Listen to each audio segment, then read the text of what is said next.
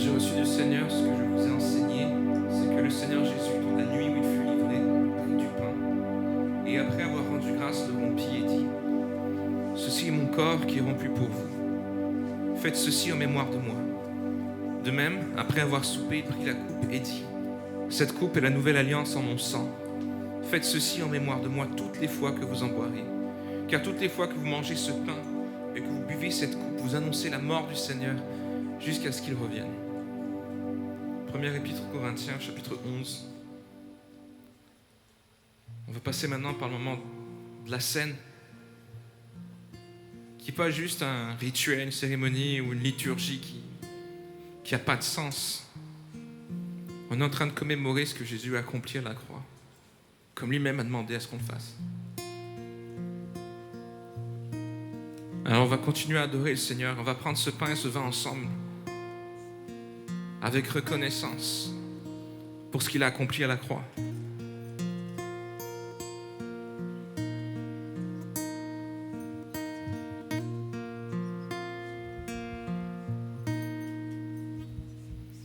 Quand je sonde l'univers,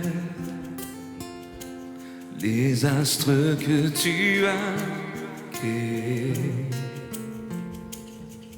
les océans, les mers, tout me révèle ta majesté. Alors mon âme veut s'écrier de tout mon cœur, je veux chanter. Oh Dieu, tu es infiniment grand, éternel puissant, roi majestueux. Oh Dieu, tu es infiniment grand, éternel puissant, roi majestueux.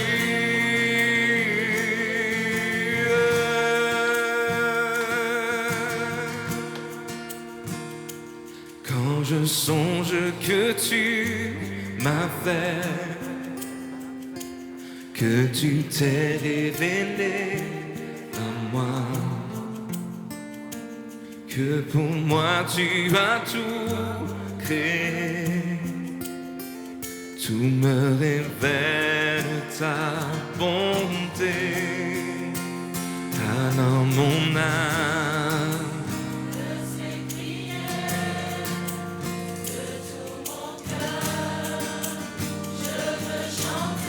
alors mon âme veut s'écrier. Je veux chanter. Mon Dieu, tu es infiniment grand, éternel puissant, roi majestueux. Mon Dieu, tu es infiniment grand, éternel puissant, roi majestueux. Mon Dieu, tu es infiniment grand, éternel puissant, roi majestueux. Oh Dieu, tu es infiniment grand, éternel puissant, roi majestueux.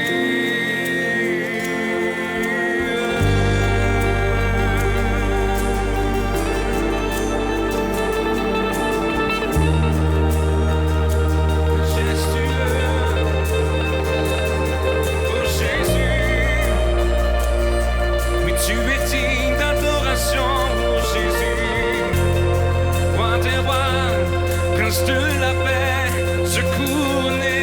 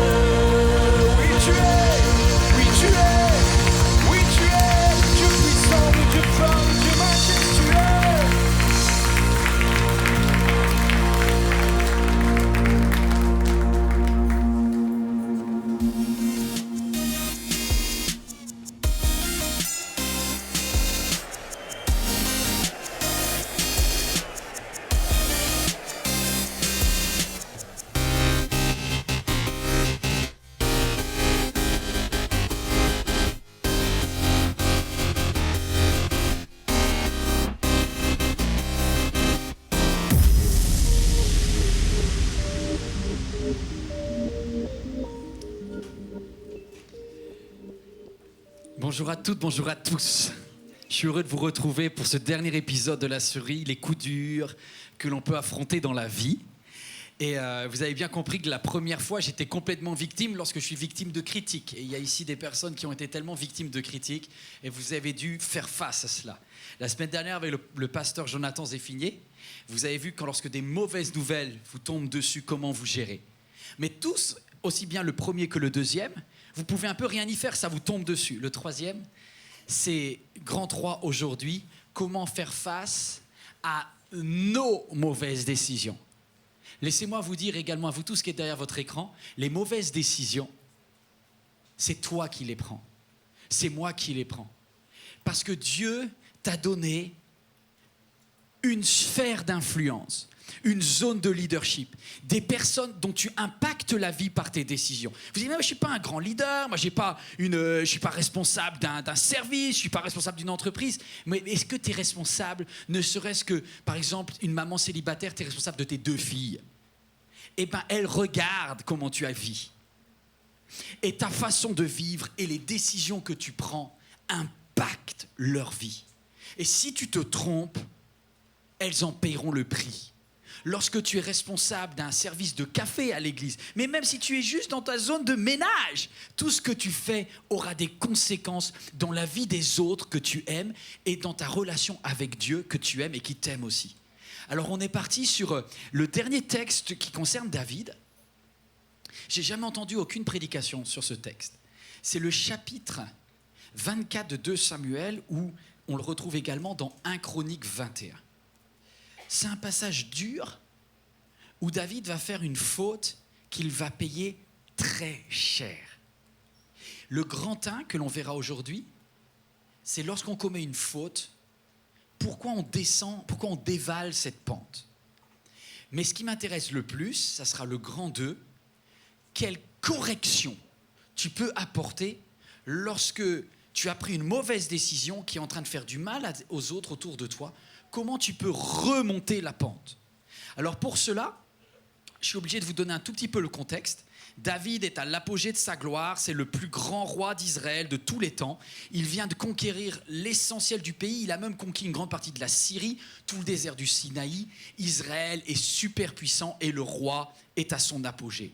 Mais au verset 1er, il nous est dit que Satan se dressa contre Israël et il incita David à faire un recensement.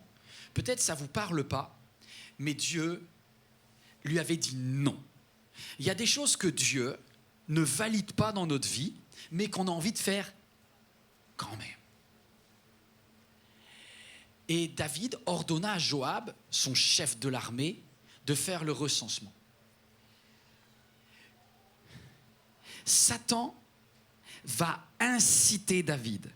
C'est-à-dire que Satan va mettre en lui un mauvais désir. Grand A, les mauvais désirs qui sont dans notre cœur. Ce que je vous propose, c'est de faire l'anatomie du péché. Parce que des fois, on confond un mauvais désir et un péché. Est-ce que vous voyez la différence, vous tous qui êtes derrière votre écran aussi? La différence, à partir de quand c'est simplement une mauvaise pensée, à partir de quand ça devient un péché? Parce que tu regardes ton ordinateur tranquillement et tout d'un coup, un pop-up d'une image porno s'affiche. Ça n'est pas un péché. Ça peut faire naître en toi un mauvais désir, mais ce n'est pas un péché. Tu es avec tes collègues, en train de parler, il y a quelqu'un qui est en train de calomnier l'autre. Pour l'instant, toi aussi, tu as envie d'en rajouter, mais tu ne l'as pas fait. C'est qu'un mauvais désir. Ce n'est pas encore un péché. Mais Satan est là pour t'inciter, pour m'inciter, pour nous inciter à déraper. Grand A, le mauvais désir, et Satan va inciter David à prendre une mauvaise décision. La Bible dit, par rapport au mauvais désir, c'est dans Jacques, l'épître de Jacques nous dit, lorsque nous sommes tentés, est-ce que c'est possible de le lire ensemble? Lorsque nous sommes tentés, ce sont nos mauvais désirs qui nous attirent et nous séduisent. Mais personne ne peut dire, c'est Dieu qui me tente. Parce que Dieu ne tente personne. Dieu n'est pas un mari insécure qui veut tester sa femme en embauchant un jardinier bodybuildé pour vérifier si sa femme le regarde ou pas. Non, il n'y a pas de ça avec Dieu. Dieu ne te met pas en tentation de péché. Mais est-ce que tu peux prendre le verset, s'il te plaît mon ami, le verset de la slide 15, Jacques 1, lorsque nous sommes tentés, ce sont nos mauvais désirs, merci beaucoup, que nous portons en nous, qui nous attirent et nous séduisent. On n'a pas les mêmes mauvais désirs. Mais des pensées de convoitise, des pensées de mensonge pour éviter une situation, de calomnie, de violence. Parce qu'on t'a chauffé aussi, hein. Le mauvais désir, ça ne vient pas comme ça vient dans une période de vulnérabilité. Satan choisit son timing. Et le mauvais désir, une fois qu'il conçoit, il donne naissance au péché. Et c'est là où je vous dis, on ne peut pas empêcher les oiseaux de tourner au-dessus de notre tête, mais on peut les empêcher de faire un nid dans nos cheveux. Il y a un moment où vous validez la présence. OK ? Je ne peux pas empêcher les pop-up, mais je peux ne pas cliquer. À partir du moment où je clique, c'est-à-dire qu'une partie de moi a envie du péché et ça donne du mauvais désir, et ça donne naissance au péché. Mauvais désir, étape 1. Deuxième étape, péché. Et troisième étape, on lit ensemble, le péché, parvenu à son plein développement, engendre la mort. Et voici une des leçons que moi j'ai appris de façon... Vous la retrouvez partout dans la Bible, du Jardin d'Éden jusqu'à l'Apocalypse. Ça, c'est toujours le plan de Satan. Nous amener à un mauvais désir, nous faire pécher et nous amener à la mort. Le salaire du péché, c'est la mort. Et l'objectif de Dieu, c'est de bloquer ce processus. Alors, on va regarder chez David, comment David va faire ce recensement qui va amener à la mort, alors que Dieu ne voulait pas qu'il le fasse. Grand A, le mauvais désir. Le désir vient. Et David décide de faire ce recensement. Je ne veux pas faire une étude biblique, même si j'ai tellement de choses à vous dire que je ne peux pas vous dire, mais c'est comme ça. Avec Preaching School, on a travaillé ça et retravaillé. Il y avait plusieurs raisons pour lesquelles David ne devait pas faire ce comptage de l'armée. Parce que c'était un problème de foi, un problème de convoitise pour lui, un problème d'orgueil, tout cela, un problème de désobéissance. Et même son général le plus dur et le plus méchant lui a dit « fais pas ça ». Regardez, Joab lui dit que l'Éternel rende son peuple 100 fois plus nombreux, c'est super. Mais par contre, ô mon roi, mon Seigneur, ne fais pas ça. La dernière phrase qu'il dit, pourquoi alors mon Seigneur ordonne-t-il une pareille chose? Pourquoi chargera-t-il Israël d'une faute? David, tu te rends compte que tu es en train d'aller vers un mauvais désir. Je remercie Dieu pour tous mes copains, mes amis, mes proches, ma famille, mon pasteur Éric Dufour, qui, lorsque j'ai un mauvais désir dans ma tête, sont capables de venir me voir en disant « Fais pas ça ». Attendez, de qui on parle là de Joab? Joab, c'est le général de l'armée de David, mais il a une vie de patachon. Le gars, c'est un meurtrier, il est méchant. Lorsque David lui avait donné l'ordre de tuer Uri, le Hittite, le mari de Bathsheba, vous croyez que Joab, il a hésité? Non, Joab, c'est un gars de la Légion étrangère. Hein. Tu lui dis, tu tues, il tue. Hein. Ça fait mal, ça fait pas mal, on s'en fout, c'est l'ordre, on applique. Hein. Donc Joab, lorsque David lui a dit, tue ce gars-là qui est sous tes ordres, il va le faire. Lorsque Abner vient vers lui et lui dit, je te demande pardon, ce que fait Joab, il dit, il n'y a pas de souci, je te tue aussi. Il tue tout le monde, Joab. Joab, c'est... Quand Absalom, le fils de David, lui dit, s'il te plaît, ne me tue pas, Joab, il dit, mais t'es fou, j'ai fait tes déplacements, je te termine, là, je vais te tuer. Il n'a pas de sentiment, le Joab. Eh bien, cette fois-là, il en a. Est-ce que des fois, c'est pas étonnant que ça soit votre collègue qui est multi-récidiviste en termes d'adultère, qui vient te dire, arrête de flirter avec le collègue. Tu as envie de lui dire, mais d'où tu sors, ma jolie, là? Toi, tu as une vie pourrie et c'est toi qui me fais la leçon. Des fois, Dieu utilise des personnes que tu ne considères pas pour t'arrêter avant de faire une bêtise. Est-ce que tu es capable d'entendre la leçon, même de quelqu'un que tu considères comme spirituellement pas au niveau? Grand B, le péché. Le péché, c'est pas au moment du désir, c'est au moment où tu vas t'obstiner dans le désir. Regardez verset 4. Mais le roi s'obstina dans l'ordre qu'il avait donné à Joab. Il a cliqué. Il a validé. Il n'a pas seulement eu envie d'aller au resto avec cette personne. Il y allait, il a fait un premier resto, puis un deuxième resto, puis un cinéma. Puis... Tout ce que vous voulez derrière, ça ne me regarde pas. Mais vraiment, il y a une spirale, en fait. Et vous voyez, la spirale du péché, ça enlève notre lucidité. Parce que quelqu'un de tordu comme Joab, il est quand même lucide. Joab va faire ce que David lui dit. Puisque David s'obstine, Joab va appliquer l'ordre. Et il va commencer à compter. Vous savez qu'en Israël, il y a 12 tribus. 1, 2, 3, 4. Il va faire les 10 premières et puis après, il va dire « j'en peux plus ». Joab n'avait recensé ni les ressortissants de la tribu de Lévi, ni ceux de Benjamin, tant l'ordre du roi le répugnait. Et c'est chaud. Pourquoi ? Lorsque ça concerne ta famille, tu ne vois pas ça. Pourquoi, lorsque ça concerne ton caractère, tu n'es pas capable d'être lucide sur toi-même par rapport au péché? On donne des ordres aux autres qu'on ne s'applique pas à nous-mêmes. Ah, pas vous, vous êtes trop spirituel. Moi, je vais vous dire ce que j'ai fait. Parce que on a tous un petit royaume. Ah, je ne suis pas en train de parler de l'église. Mon premier royaume, c'est ma famille. Yvan, que je gère moi-même. Nathalie, ma femme, ma reine. Puis mon prince et ma princesse, Ethan et Shaina. Alors, je vais vous dire la vérité, mercredi, j'ai convoqué tout le royaume. J'ai fait une annonce dans tout le royaume. 4 personnes se sont présentées. Depuis des années, je dis à Ethan et à Shaina, arrêtez de vous disputer. Arrêtez de vous prendre la tête. Shaina, arrête de piquer les joueurs de ton frère. Ethan, tu ne taperas pas Shaina, tu ne l'insulteras pas, tu ne diras pas des mots méchants. Shaina, il y a des parents dans la salle. Ça s'appelle être un roi. C'est vous qui avez fixé les règles dans votre famille. Allez, faites pas semblant. Faites pas semblant. Il y a des Antillaises, il y a des Africaines dans la salle. Je peux vous dire, nous les Blancs, on a perdu beaucoup de notre autorité. On fait tout et n'importe quoi dans nos familles. Mais j'ai vu qu'aux Antilles, jusqu'à 14 ans, il y a de l'autorité. Après, ça part aussi. Non, mais vous avez vu les écoles à Congo-Kinshasa, là? Moi, ils sont 60 dans la salle, il n'y a pas un qui moufte. Nous, tu mets 60 à Créteil, mais t'as le feu. Bon, je me suis égaré, je reviens. Quand tu es roi, tu imposes les règles à ton royaume. Et tu as tendance à oublier que tu es toi-même soumis à ces règles-là. Alors, le fameux mercredi dernier, j'ai demandé l'autorisation à Nathalie, au fait, pour donner cette anecdote très privée. Parce qu'elle n'est pas à ma gloire. J'étais de mauvais poil mercredi. Mais le problème, c'est que ma femme aussi. Elle s'est levée de mauvaise humeur, et moi aussi.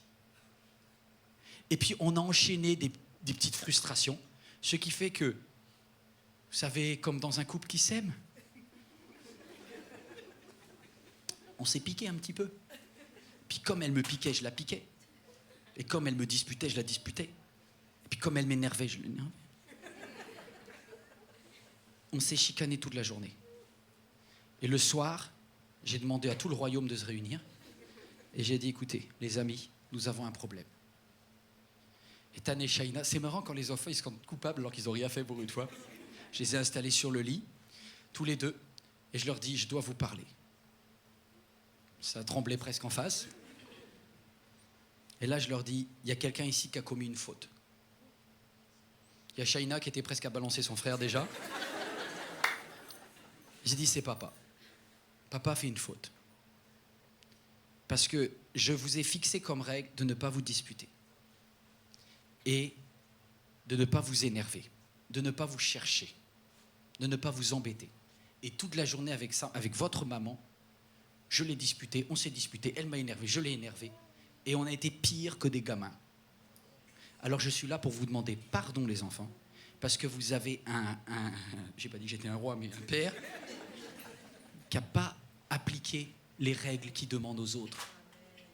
Alors maintenant tu cherches dans ta vie tout ce que tu demandes aux autres d'appliquer, et tu balayes à ta porte pour vérifier, parce qu'il est crucial d'être honnête. Et si quelqu'un voit tes erreurs, eh ben, tu dois les admettre. Sinon, on a le syndrome du petit roi. C'est cette personne qui ne se remet pas en question. Et Joab lui dit, s'il te plaît, arrête, c'est un péché, David, arrête. Et David n'entend rien, parce que David a tellement de pouvoir de donner des ordres aux autres qu'il se croit au-dessus. J'ai vu des pasteurs qui, à force de prêcher l'amour, pardonnez-vous, aimez-vous, quelqu'un les embête dans l'église, ils sont énervés comme les autres. Si tu prêches, tu appliques ce que tu dis. Parce que plus tu es responsable, plus tu es redevable. Plus tu es responsable, plus tu es redevable. Et Dieu te laisse un temps pour te repentir. C'est ce que j'appelle le temps de la grâce.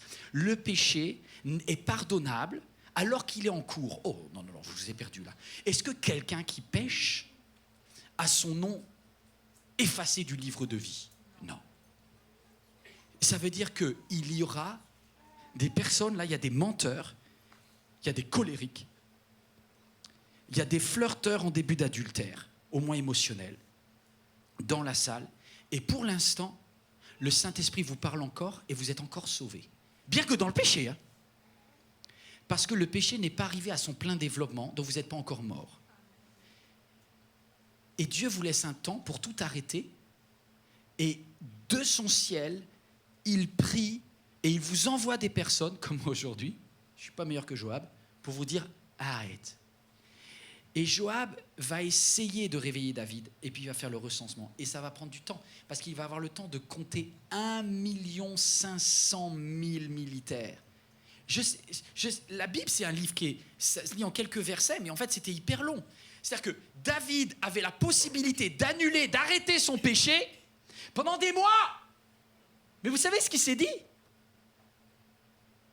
Jusqu'à présent, il n'y a pas de conséquences. Je continue. Il n'y a pas de conséquences, je continue. Et souvent, Dieu nous laisse un temps pour nous arrêter, après quoi vient la mort, quand c'est. Non, mais je sais qu'on n'aime pas ça. Mais attention, ne joue pas avec le péché. Parce que si tu joues avec le péché, il y a un moment où Dieu dit stop. Il ne dit pas stop parce qu'il a envie de te mettre une claque. Il dit stop parce qu'il en a marre que tu ne respectes pas le temple du Saint-Esprit que tu es, que tu ne respectes pas ton identité de fils du roi des rois, de fille du roi des rois. Et il dit, si tu veux changer de camp, je vais devoir t'arrêter sur ton chemin.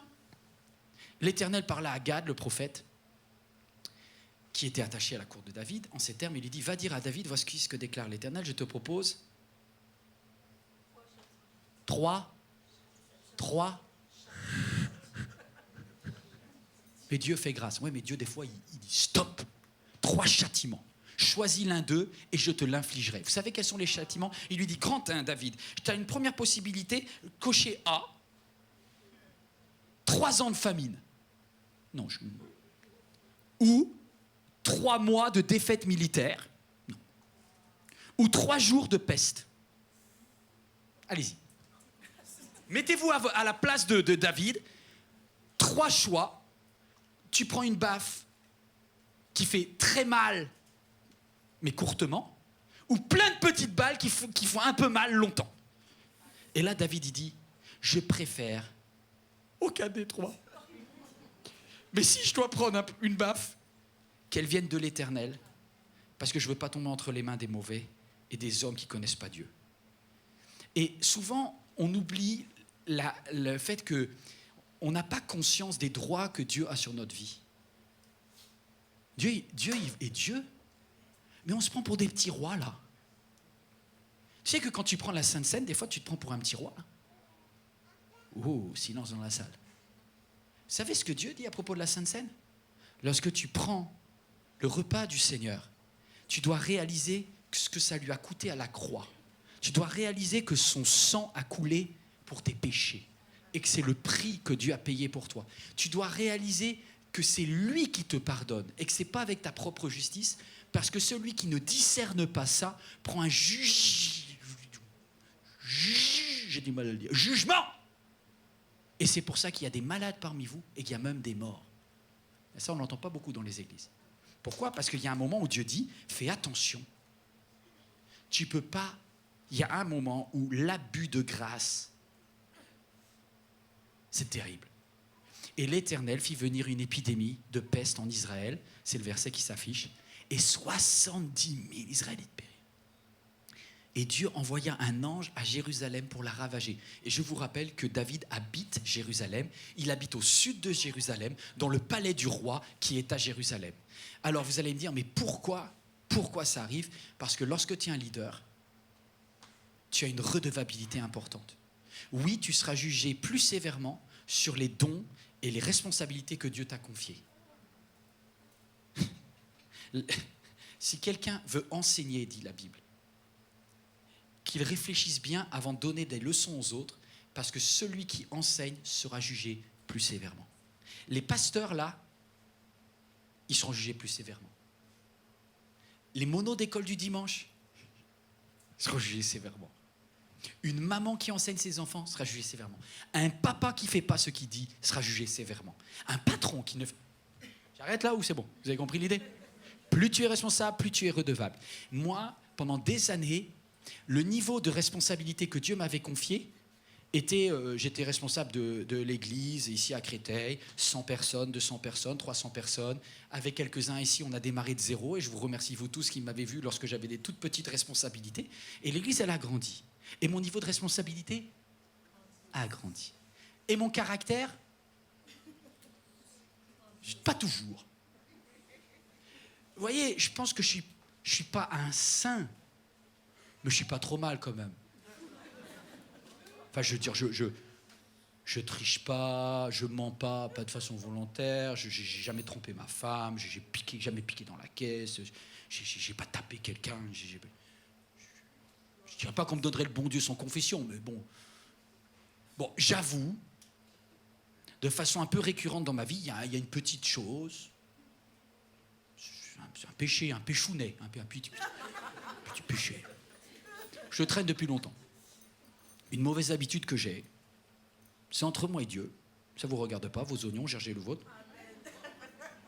Mais j'ai mon petit péchounet, que j'aime pas, mais que je câline, avec qui de temps en temps. Et pendant des années, Dieu m'a dit, Yvan, s'il te plaît, arrête. Mais comme je connais la bonté de Dieu, j'ai dit, papa, je te demande pardon, ça n'arrivera plus. Puis tout c'est vraiment très très modéré. Hein. C'est pas un gros péché, hein. C'est un péchounet. Hein. Et Dieu me pardonne, et Dieu me pardonne, et Dieu me dit, arrête. Au mois de mars, je suis vulnérable avec vous. Hein. Au mois de mars, je suis en train de prier, et Dieu me dit, maintenant, c'est terminé. C'est terminé. Le péchounet, là, c'est fini. Ça ne passe plus. Et donc, je vais te dire quelque chose. C'est pour ça que ce texte, il me parle.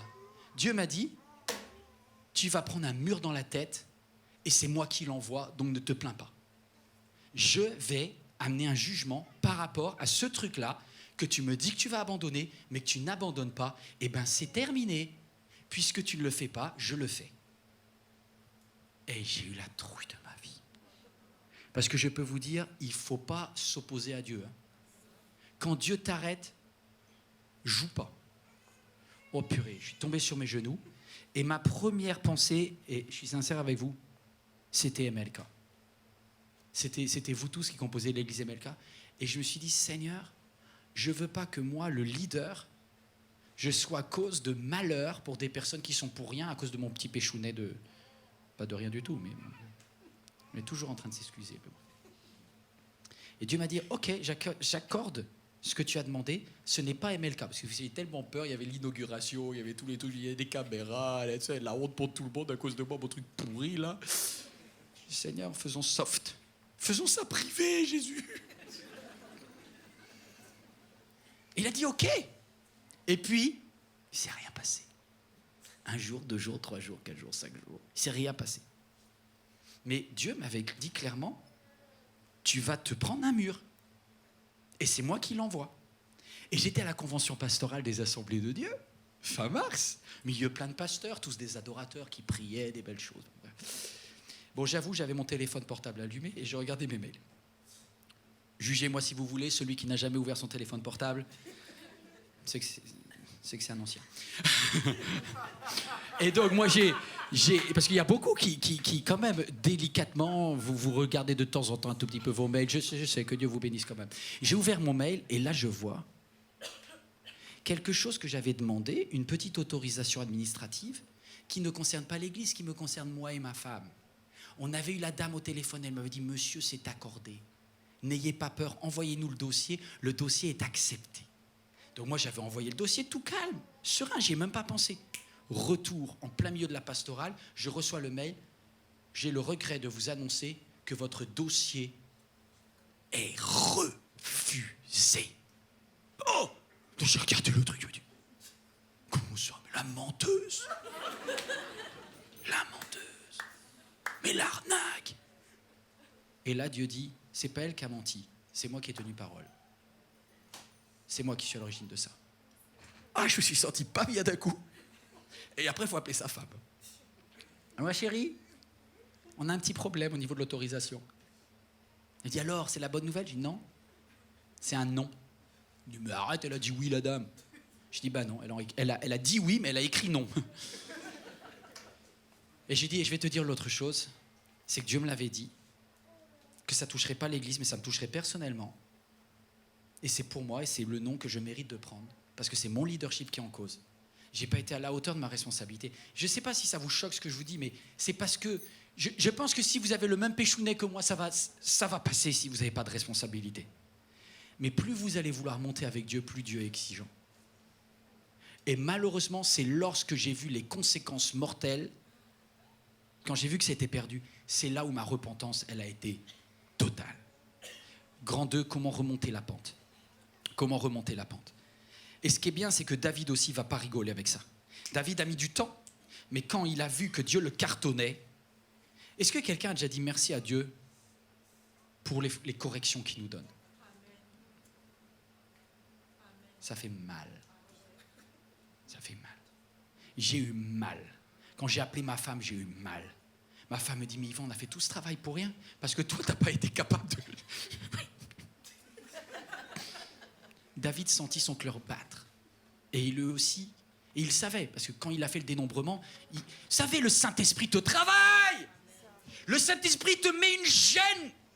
Le Saint-Esprit te dit, parle pas comme ça. Arrête de dire ça sur elle. Arrête de réagir comme ça tout le temps. Le Saint-Esprit dit, arrête de regarder ça. Arrête d'être pas sérieux au niveau de tes finances. Arrête ça. Ouais, mais c'est un petit truc. Et là, David dit, ok, j'ai commis un grand péché en agissant de cette manière. Maintenant, Éternel, veuille pardonner la faute de ton serviteur, car je me suis vraiment comporté de façon stupide. Pourquoi David va s'en sortir grand A? Parce qu'il a gardé une connexion avec Dieu. Je vais être très cash avec vous. Le problème de quelqu'un qui, par exemple, est dans une situation où tu couches avec quelqu'un qui n'est pas ton conjoint. Tu n'es pas marié avec elle, tu n'es pas marié avec lui, mais tu couches avec. Et la Bible dit, tu dois mettre les choses dans l'ordre. Soit tu l'épouses, ou soit tu l'épouses pas. Mais tu ne peux pas faire les deux. Et parce que tu ne peux pas avoir le sexe sans avoir l'engagement qui va avec. Mais seulement, souvent, lorsqu'on sait qu'on fait quelque chose de mal et on continue, on est tellement gêné que du coup, on éteint notre téléphone portable spirituel, comme ça Dieu ne nous contacte plus. Parce on sait ce qu'il va nous dire au téléphone. Et bien David a gardé sa connexion avec Dieu allumée. Et je voudrais vous dire une chose, si quelqu'un est dans cette situation, toi derrière ton écran, d'une situation où vous savez que ce que vous faites est en train, comme dit la Bible, de déplaire à l'Éternel, ne fermez jamais la possibilité à Dieu de vous parler, même si vous êtes en situation de faute. Je le répète, ne fermez jamais le téléphone. Restez joignable. David va rester joignable. Des fois, on a tellement honte de nous qu'on s'interdit d'aller dans la présence de Dieu. Si tu es mal, ne t'interdis pas de prendre la Sainte Seine. Regarde à Jésus quand tu prends la Sainte Seine, confesse tous tes péchés, dis Seigneur, je reconnais que sans toi, sans ton sang qui a coulé à la croix, et là tu prends la Sainte Seine. Mais souvent on a le mauvais réflexe, on dit on se coupe de Dieu, on se coupe de la Sainte Seine, on se coupe de ceci. Ça sert à rien que je prie parce que j'ai fait quelque chose de pas bien. Ça sert à rien que je lise ma Bible parce que ce que je fais n'est pas à la hauteur de Dieu. Puis de toute façon, pourquoi je vais faire l'hypocrite en allant à la réunion? Mais viens à la réunion! Viens à la réunion. Viens avec une tête d'enterrement si tu veux, mais viens à la réunion. Parce qu'on ne sait jamais, Dieu ressuscite les morts. Et c'est ce qui se passe. Et c'est dur à dire, mais c'est ce qu'il faut faire. Bien sûr qu'il y a des fois, je suis sûr, j'ai des leaders de louange dans la salle, des leaders de louange ou des personnes qui ont des responsabilités avec Dieu. Des fois, vous ne sentiez pas à la hauteur des responsabilités que vous aviez. Et vous étiez mal. À l'extérieur, vous chantiez, mais à l'intérieur, vous étiez ruiné. Et bien, David, il est resté joignable jusqu'au bout. Et même lorsqu'il allait mal, il était capable de recevoir un prophète qui lui disait « Dieu va te parler et ça va faire mal ». Aussitôt, David, lorsqu'il va entendre cela, il va se revêtir d'un habit de toile, il va tomber sur sa face.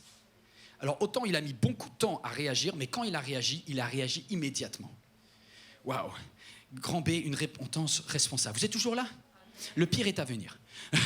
L'ange de l'Éternel frappait le peuple. Et David pria. Regardez ce qu'il dit. Voici, c'est moi seul qui ai péché, c'est moi. Vous savez ce qui fait mal à David? C'est quand il voit qu'il y a 70 personnes innocentes qui sont en train de se faire taper parce que lui n'a pas pris ses responsabilités. Est-ce que tu comprends que quand tu dysfonctionnes au niveau de ta vie sexuelle, au niveau de ta vie, de ton âme, ou au niveau de ton corps, au niveau de ton esprit, les autres payent autour? Et David, c'est ça qui va l'interpeller. Il va l'interpeller parce qu'il va voir qu'il y a des conséquences à ce qu'il fait. Et il dit, c'est moi le berger, c'est moi. Et il dit, Dieu, je t'en supplie, arrête de frapper d'un troupeau innocent, parce que c'est moi le berger, c'est moi qui ai amené ça dans mon pays. Frappe-moi donc ainsi que ma famille. Quand j'ai vu ce mot-là, ça ne m'a pas fait plaisir. Mais bon. Juste pour petite information, je voudrais rendre témoignage à Dieu quand même. Je me suis repenti, je pense, comme David. Et la semaine dernière, le Dieu des miracles a fait que la même dame qui avait écrit non, elle a écrit oui. Mais je suis content de la fin, mais purée, le voyage était compliqué quand même. Parce que depuis mars, ça m'a fait longtemps peur quand même. Reconnaître ta responsabilité personnelle, c'est indispensable. Je voudrais vous dire de la part de Dieu, Dieu entend toutes les excuses que tu balances tout le temps. Ouais, mais c'est parce que je suis célibataire et que j'en ai marre. Ok, d'accord. Ouais, mais si j'avais un mari un petit peu plus sérieux aussi, ça m'aiderait. Ouais, mais si jamais ma femme était plus gentille, j'aurais pas envie d'eux. Ouais, mais si jamais j'avais des enfants un peu plus... Arrête! C'est toi le responsable de ta vie et des impacts de ta vie autour de toi. Arrête de dire que si ta femme gérait mieux les finances, il n'y aurait pas de... Non! Tu es autant responsable. Il n'y a plus de amen. Hein? Voilà, tu es responsable en parole. David, tout de suite, il a dit publiquement devant tous ses conseillers, il dit, hé les gars, le coupable, il est ici. J'aime David pour ça. J'aime David pour ça. Vous savez qu'il y a des pasteurs qui n'ont rien compris à David. Et ça s'est passé en France, c'est passé je sais qu'en Guadeloupe, ils font ça pas mal aussi. Vous savez, les confessions publiques, où tu imposes à quelqu'un de confesser publiquement. En général, c'est les deux petits jeunes qui ont couché avant le mariage, qui arrivent là, au début ils font 1m80, quand ils arrivent à cette table, ils font 1m70, ils ont perdu 10 cm tellement ils ont honte, et puis ils sont là, je voudrais vous dire qu'avec ma fiancée, elle est enceinte. Non mais mais j'ai envie de dire au pasteur, mais arrêtez ça, vous massacrez des gens en faisant ça. C'est pas aux petits jeunes de se repentir. Est-ce que toi, pasteur, tu t'es repenti? Est-ce que toi qui enseignes, lorsque tu as mal parlé à tes enfants dans la voiture en venant à l'église, tu t'es repenti pour commencer? Parce que demande pas aux autres de faire des choses que toi tu n'as pas faites d'abord. Donc moi j'aimerais bien que si on est... Et puis de toute façon, une repentance ça peut venir que du personnel. Tu peux pas demander à quelqu'un d'autre de se repentir. Si ça vient perdre son cœur, ça sera forcé, c'est mauvais. Donc arrêtons les châtiments publics, ça n'a aucun intérêt. Le seul châtiment qui amène la vie, c'est lorsque tu dis Seigneur, purifie-moi avec l'hysope et je serai pur parce que j'ai ma responsabilité. Arrête de demander aux autres de se repentir, repens-toi, toi. Et David va le faire, il ne va pas dire aux autres, il ne va pas chercher à esquiver. Ouais, mais de toute manière, Joab, il n'avait qu'à pas appliquer les ordres, et puis c'est que des équipes nulles à côté de moi, et puis... Arrête. L'ange de l'Éternel dit à David, c'est bien de parler, mais parole. Il y en a des champions pour les paroles et des repentances. Tu vois, à force de l'entendre se repentir, des fois, tu n'écoutes même plus. Et là, Dieu dit à David, ok, t'es sérieux là dans ta repentance? Eh bien, je te donne un rendez-vous. Parce qu'on va passer de la parole aux actes. Et aux actes, Dieu va lui dire, t'es au sud de la ville, t'es dans ton palais, t'es protégé. Et puis de toute façon, par rapport à la peste, t'as pas beaucoup de risques. Parce que toi, t'as les moyens de fuir la peste avec des chevaux, avec des chars, avec des équipiers. Et le roi va pas être impacté par la peste. Je sais pas si vous voyez. Il y a des personnes qui sont à pied. Mais le roi, il a les moyens d'éviter la peste. Et Dieu lui dit, non seulement tu ne vas pas fuir comme tout le monde fuit, parce que je peux vous dire que quand vous voyez l'ange de la mort, que la peste, elle descend du nord d'Israël, donc vous entendez les papas qui crient, les mamans qui crient, les enfants qui hurlent à la mort, parce que la peste est arrivée dans la maison. Et c'était tellement fort que c'était quasiment géographique. On voyait comme un ange qui avec une épée, amenait la mort dans les familles. Et ça vient du nord vers le sud. Moi, si je vois ça, je pars. Mais Dieu dit à David, tu vois ça, eh ben je te dis pas de partir, je te dis au contraire, viens à ma rencontre. Et si Dieu te dit, ok, ton péché, il pue, mais voilà ce que je te demande, c'est au lieu de fuir, eh ben puisque tu veux te repentir, assume, viens en face et viens de me le dire en face. C'est ces fois où Dieu te dit, lorsque tu pries, tu fermes la porte de ta chambre et tu te tiens devant Dieu dans le lieu secret et Dieu qui est dans le secret. Et là, tu as ton rendez-vous là, boum, boum, boum, avec Dieu, où tu dis, Dieu, voilà qui je suis. Mais c'est ça que Dieu lui dit. Et Dieu lui dit, tu vas pas venir avec ta justice, tu vas venir avec un autel. Et à l'époque, l'autel des holocaustes, parce que Dieu avait prévu que lorsqu'un homme avait péché, il prenait un animal, l'animal était sacrifié. Et la fureur de Dieu et le châtiment tombaient sur l'animal. Et David, il avait déjà compris ça avant que Jésus ne vienne. C'est merveilleux. Dieu te dit, je t'attends en face, arrête de te dépiner. Et David va monter. Alors vous imaginez la scène, David avec ses gardes, ils vont en mauvais sens, ils vont dans le sens de l'ouragan. Tout le monde est en train de partir en fuyant. D'ailleurs, il y a un texte qui dit, les fils d'Ornan, le propriétaire de là où il va, ils étaient partis se cacher. Tout le monde veut fuir les problèmes. Et Dieu dit, moi je te demande de ne pas fuir le problème, je te dis de confronter le problème. Et David arrive en face, et là il y a monsieur Ornan qui possède le champ sur la colline nord de Jérusalem. Et il était en train de battre du blé, il s'était retourné, ses 4 fils, avec lui, s'étaient cachés. Et David vient, et David va dire quelque chose à Ornan. Il dit, Dieu m'a dit d'offrir un sacrifice ici. Mais pour pouvoir faire un sacrifice, j'ai besoin de bois, donc j'ai besoin du champ, j'ai besoin du bois, et j'ai besoin de la viande. Et vous savez ce que Ornan va lui dire? J'ai une bonne nouvelle, David. Je te donne tout. Voilà le texte. Incroyable la proposition d'Ornan. David arriva auprès d'Ornan, David lui dit, cède-moi l'emplacement pour que je puisse bâtir un autel à l'Éternel. Je suis prêt. Cède-le, je veux payer. Mais Ornan dit, je te donne tout. Vous voyez le dernier verset? Je te donne tout. De toute façon, Ornan dit, j'ai perdu tout là. Il y a la peste qui arrive, ce terrain vaut plus rien dans quelques jours. Écoute, je te le donne gratuit.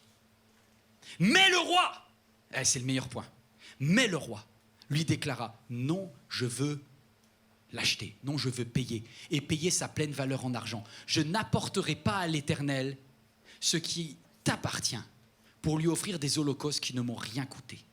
C'est comme si David, il a eu une proposition que tu ne peux pas refuser. Il est arrivé tremblant en disant, mais Dieu, comment je vais faire? Et il arrive sur place et Ornan lui dit, te prends pas la tête, je te donne tout. Et David dit, non, je paye. Parce que David ne voulait pas abuser de la gentillesse d'Ornan. Vous êtes toujours là ou pas? Il y a quelque chose qui arrive, vous n'allez pas le voir venir tellement ça va faire mal. À MLK, on a un souci. Il y a des abus de grâce, des abus de gentillesse. Et c'est vrai.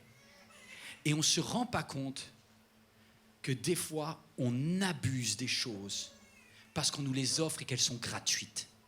Pas vous, mais les autres. Tu sais, à MLK, au début, quand on a pensé, on s'est dit, tiens, on va offrir le café. Qui c'est qui a déjà pris un café à MLK? Levez la main. Allez, pour l'instant, c'est pas gênant, profitez-en, c'est après que c'est gênant. Voilà, ok. Si vous, après, certains nous disent, on n'aime pas le café. Pour avoir du jus d'orange, qui c'est qui a pris un jus d'orange? Il y en a qui ont déjà pris le café, qui reprennent le jus d'orange derrière.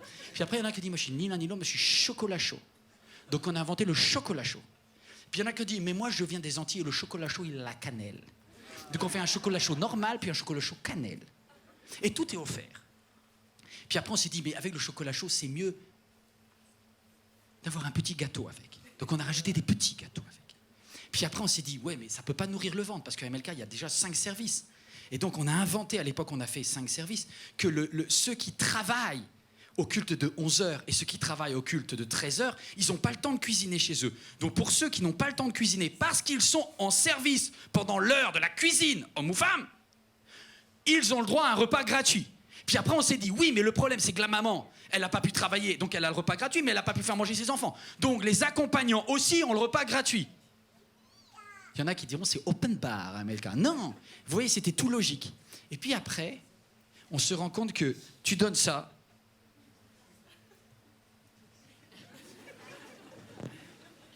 et il y a nos limites. Et maintenant, quand il n'y a pas le chocolat n'est pas... Comment ça, il n'y a pas de chocolat? Mon chocolat, mon jus d'orange, ça fait 2 minutes que j'attends.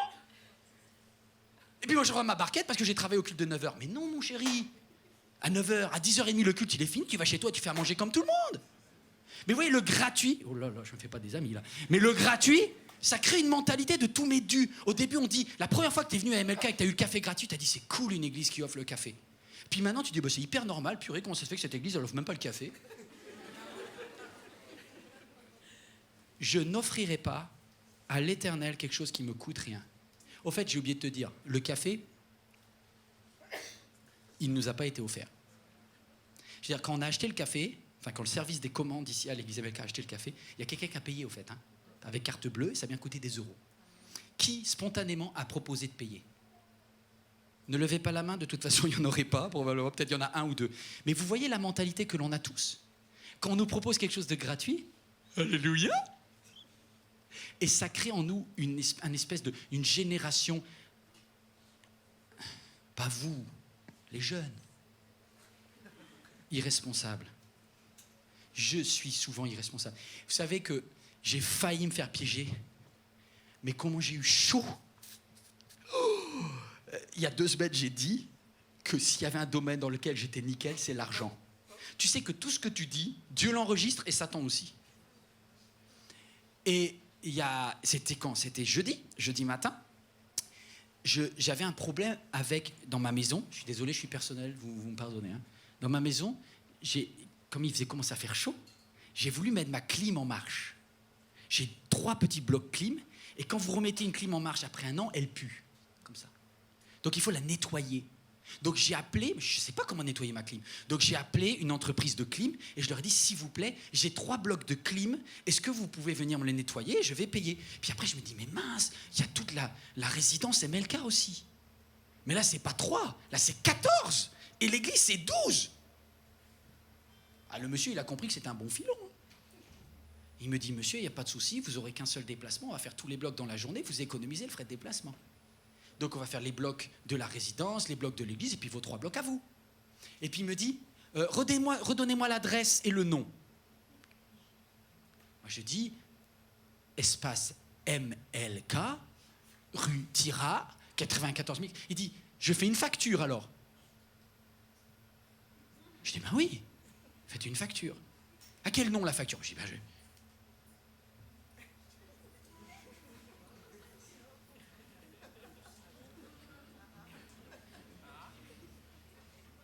il me proposait de me faire 3 clims gratuites, payées par... Lui, il est payé. Et là, vous savez quand le Saint-Esprit vous chicane, là. Je pense que c'était une peau de banane. Heureusement, avant de raccrocher, j'ai dit, monsieur, j'ai un problème. C'est pas une facture, c'est 2 factures qu'il vous fassiez. Et vous mettez là, c'est là avec les frais de déplacement, c'est pour Bibi, là. Donc c'est monsieur Carluer, c'est là, et on arrête, hein, d'accord. L'intégrité des endroits les dirige. Quand les gens vont vouloir t'offrir les choses, c'est souvent que quelqu'un doit payer. Vérifie bien que ça ne fait pas de toi un bébé. Parce que David donna à Ornan, ça s'affiche sur vos écrans, 600 pièces d'or pour l'achat de ce terrain. Puis il acheta l'air, les bœufs, pour 50 pièces d'argent. Mes amis, il a cassé le portefeuille. Vous dites, c'est un roi, il est riche. Tu savais, quand Dieu te dit, la première part me revient, la première part revient à l'Éternel. Je te donne 100% de revenus, tu donnes la 10% qui revient à l'Éternel. Tu dis, c'est pas beaucoup 10%. Mais si tu es habitué à ne rien donner, même 1%, ça te paraît énorme. David, là, je pense que quand il l'a fait, c'est pas sa dîme qu'il a donnée même, c'est plus que ça. Parce qu'on lui a proposé gratuit. Et David, il a dit, je n'offrirai pas, affiche le verset, je n'offrirai pas à l'Éternel quelque chose qui me coûte rien. C'est pas gratuit. Même le salut n'est pas gratuit. Le salut, il n'est pas gratuit. Il a été payé par un autre. Et cet autre, c'est Jésus. Et il a payé avec son sang. Et moi, je ne peux pas arriver en disant, je valorise rien. Tu ne peux pas dire, Dieu, donne-moi du leadership. Quand Dieu te dit, mais même dans tes finances, t'es un rigolo. Je te demande de faire une toute petite part. Et même ça, tu ne fais pas. C'est toujours là, vous jetez des pierres si vous voulez. Moi, je vais vous dire ce qui s'est passé. Moi, je ne suis pas hyper consciencieux au niveau de... Je suis plus un artiste qu'un comptable. Et du coup, au début, quand je donnais ma dîme, je ne savais même pas quand est-ce que je la donnais. Il fallait que j'y pense. Et quand je ne la faisais pas, c'était sincèrement dans l'erreur. Je pensais que je la fais. Jusqu'à ce que je rencontre ma femme. Et ma femme, elle me dit, Yvan, on est des gens responsables. On fait les choses carrées. Étant donné que tu n'as pas dans ta tête un agenda assez clair, tu fais un truc automatique. Non, pour moi, c'était ça. Est-ce que tu peux marquer ce que David a fait? David, ce qu'il va faire, c'est qu'il va acheter le champ. Et laissez-moi vous terminer en disant ça. Il n'a pas simplement acheté le champ une fois. Parce qu'objectivement, allez, on va être vrai. Soyons vrais. Quand on fait un don, que ça soit un SDF, que ça soit ta famille au pays, que ça soit à l'église, tu le dis, je l'ai fait, alléluia. C'est sur un coup de cœur. Mais ce que David va faire avec l'aire de Ornan, c'est qu'il va acheter l'aire 600 pièces d'or, plus tout ce qu'il faut dessus, plus il va dire, l'Éternel est ici. Tu peux mettre ce dernier texte, l'Éternel est ici. L'Éternel est ici. Et ici sera un sanctuaire de l'Éternel. Aïe, aïe, aïe, vous n'avez pas compris. L'aire de Ornan deviendra l'endroit où le temple va être posé à Jérusalem. Le temple de Jérusalem est posé à l'endroit de l'aire de Ornan. Et il dit, là je vais faire un autel pour les holocaustes. Et il y a un endroit dans lequel l'ange de la mort s'est arrêté, c'est ici. Lorsque tu deviens responsable, ça crée un palais de gloire pour Dieu. Dieu, je dis pas que, écoutez bien, c'est pas parce que tu donnes de l'argent que tu vas au ciel. C'est pas parce que tu pries, c'est pas parce que tu lis ta Bible que tu vas au ciel. Mais c'est parce que tu es sauvé, parce que tu vas au ciel, que tu dis, je valorise mon Dieu dans mon temps et je lui donnerai la première partie de ma journée. Et je ne commencerai pas une journée sans dire l'Éternel, voici la journée que l'Éternel a faite, qu'elle soit pour moi un sujet de joie. Je ne commencerai pas une journée sans passer un moment à lire ma Bible. Je ne commencerai pas une journée en disant Seigneur, je te la confie. Et je ne commencerai pas un mois en disant voici la part qui revient à l'Éternel. Et ça donne quelque chose de régulier. Et il est dit que David offrit régulièrement à l'Éternel. Tu sais, je suis super content que tu aies passé 20 minutes de super louange avec Dieu une fois le mois dernier. Mais c'est encore mieux si tu mets en place quelque chose de régulier avec Dieu. Parce que c'est ça qui fera de toi une femme responsable. C'est la régularité. Oh, c'est dur à dire. On va se lever ensemble. C'est la régularité. Je crois qu'on n'a pas tous le même type de sacrifice. Parce qu'il y en a qui sont super au niveau de leur dîme, mais au niveau de leur caractère, vous êtes mauvais. Et puis il y en a d'autres, vous êtes très bien au niveau du caractère, mais vous avez un problème dans la gestion de votre temps. Mettez Dieu en premier dans tout ce que vous faites. Parce que ici est un temple. Votre corps est un temple. Vous êtes le temple du Saint-Esprit. L'aire d'Ornan, elle a été rachetée, elle a été payée, elle a de la valeur. Est-ce qu'on peut juste célébrer celui qui a tout payé pour nous?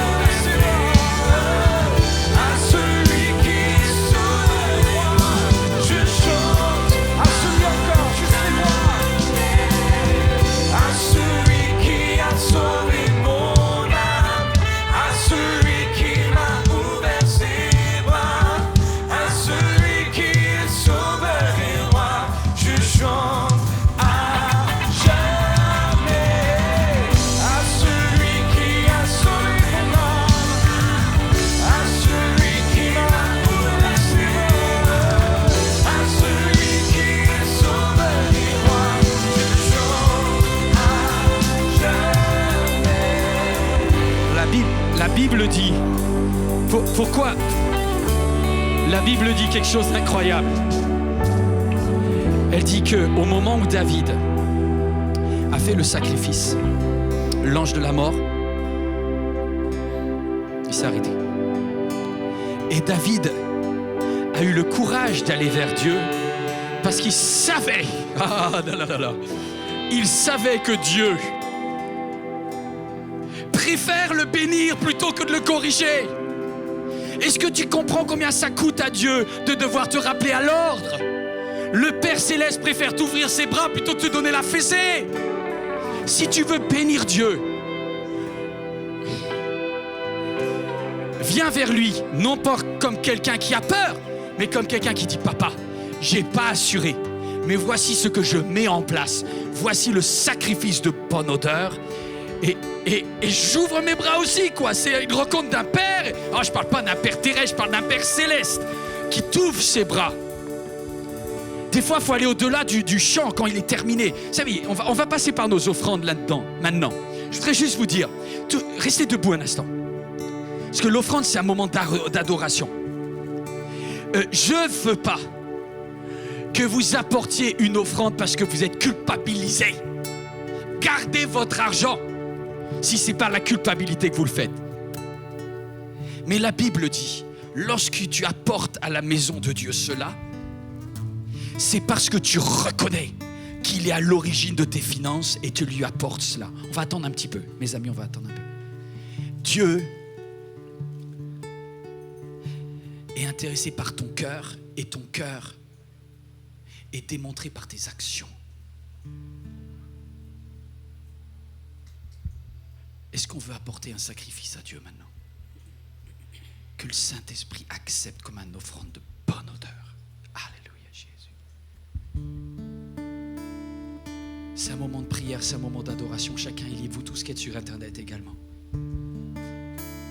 Seigneur, reçois cet acte d'adoration. Parce que tu as de la valeur pour nous, tout simplement. Parce que tu as de la valeur. Le chant terminé, le rideau retombe. Je viens simplement porter mon offrande, car j'ai le désir de réjouir ton cœur. Le chant terminé, le chant terminé, le rideau retombe. Je viens simplement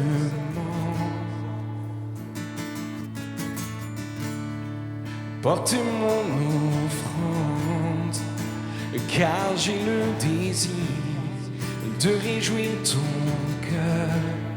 J'apporte bien plus, j'apporte plus qu'un beau chant. Chanter ne suffit pas pour répondre à ton appel. Les apparences sont trompeuses et tu vois bien au-delà. Oh Dieu, tu sondes mon cœur. Alors je reviens au cœur de la louange pour tout centrer sur toi, centrer sur toi, Jésus. Oui, je renonce à tous mes faux semblants pour tout centrer sur toi, centrer sur toi, Jésus.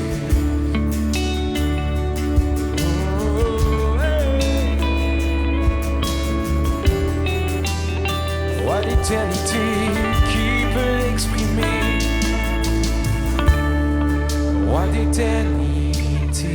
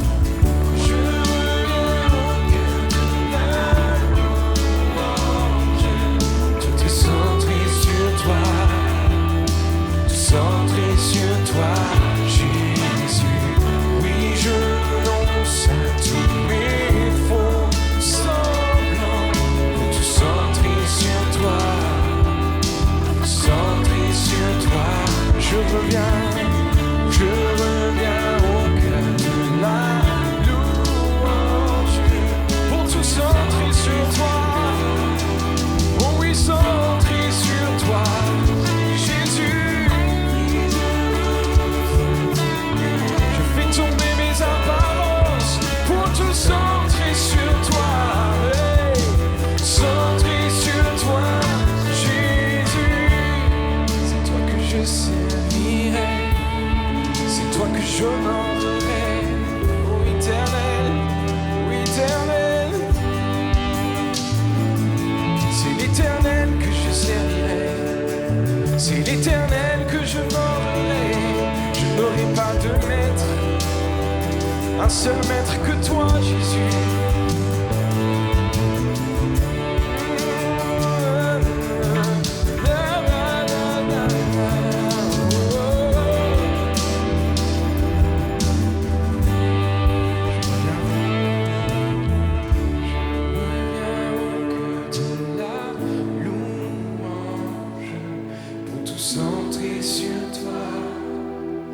Centré sur toi, Jésus. Oui, je renonce à tous mes faux semblants pour tout centrer sur toi. Centré sur toi, Jésus. Alléluia. Nous sommes heureux d'avoir pu passer ce culte ensemble dans la présence de Dieu. Et si vous passez en région parisienne, nous serions ravis de vous accueillir pour vivre un culte ensemble. Sachez que l'église MLK met à votre disposition d'autres contenus sur son site internet ou sur la chaîne YouTube Église MLK. N'hésitez pas à vous abonner. Notre mission, notre désir, c'est de vous offrir des contenus de qualité qui touchent les cœurs et qui changent des vies. Et pour cela, vous pouvez nous aider en soutenant financièrement ce beau travail afin que d'autres à leur tour soient bénis. Je voudrais personnellement vous dire merci. Merci pour votre fidélité, merci pour votre générosité et à très bientôt j'espère.